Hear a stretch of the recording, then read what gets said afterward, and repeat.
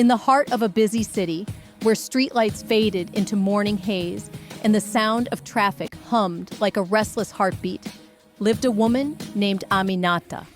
She had once known happiness, laughter, and love. Her husband, Karim, had been the center of that life, until the day he walked away.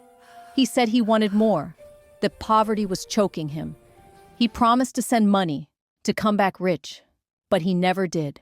Left alone with 4 children and nothing but a rusted cart, Aminata's tears dried before her strength did.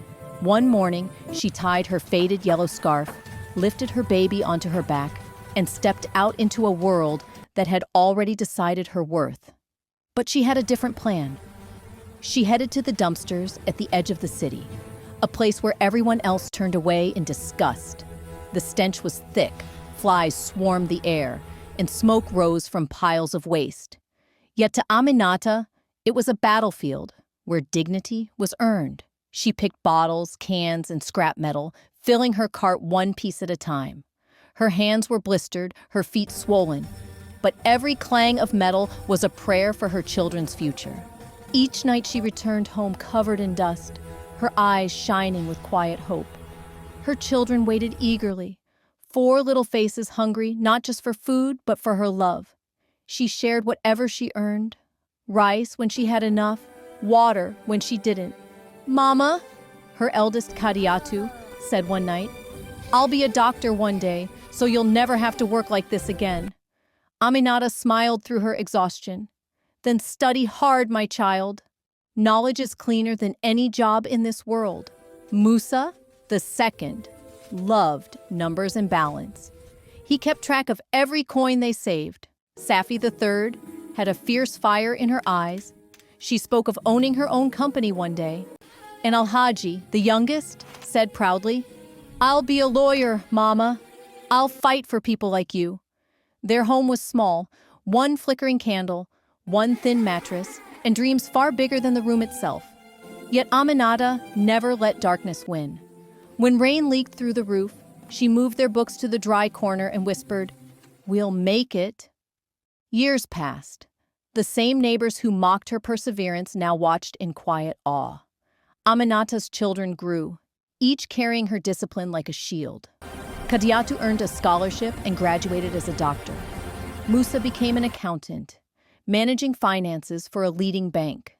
Safi, with her sharp mind, started a business that grew into a thriving company, and she became its CEO. Alhaji stood tall in courtrooms, his voice steady as he defended the poor and spoke with the same courage his mother once used to face the world. Aminata never bragged, never asked for thanks. She continued working until one morning 4 luxury cars stopped outside her old, cracked apartment building. The entire neighborhood came out to see. From the cars stepped her 4 children. Elegant, confident, successful. Kadiatu in a white coat, Musa in a gray designer suit, Safi in a red blazer that shimmered in the sun, Alhaji in a crisp navy tux, his smile proud and full. They knocked on her door.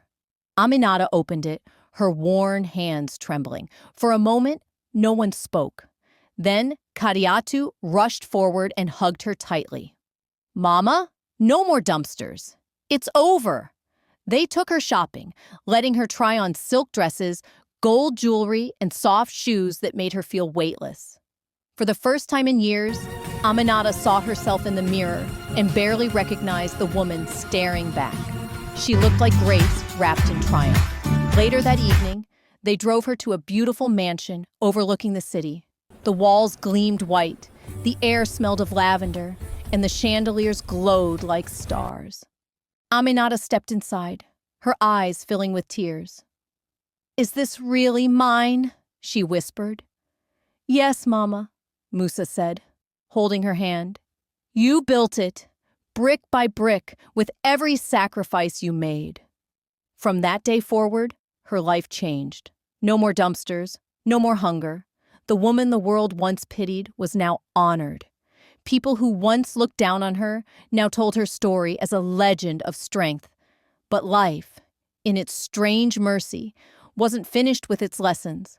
Far away, Karim, The man who had left her lived in a dim, crumbling room. His health had failed. His fortune vanished. He saw his children's faces on TV, speaking at conferences, appearing in magazines. He felt pride, then shame. He realized that the wealth he had chased was standing beside the woman he had abandoned. One day, he appeared at the gates of the mansion, weak and trembling. The guards didn't recognize him, but Al-Haji did. "Let him in," Al-Haji said quietly. Karim fell to his knees the moment he saw Aminata. His voice cracked as he said, "I was blind. I left you for gold, and you found diamonds without me. Please, forgive me." The children stood in silence, their eyes filled with mixed emotions. Aminata looked at him for a long time. This man who had once broken her heart, who had left her to starve, yet unknowingly fueled her strength. She finally spoke, her voice soft but steady. "You can't undo the past, Karim," she said, "but forgiveness is not weakness. It's freedom." She reached out and helped him to his feet. Al-Haji nodded, his voice gentle. "Mama taught us mercy." "We forgive you," Father Karim wept, overwhelmed by a love he no longer deserved. Months later, the house came alive with laughter again. The family gathered around a long dinner table, Kadiyatu wearing her doctor's coat, Musa discussing new financial plans, Safi talking about expanding her company, and Al-Haji recounting his latest court victory. Karim sat among them quietly, humbled and thankful.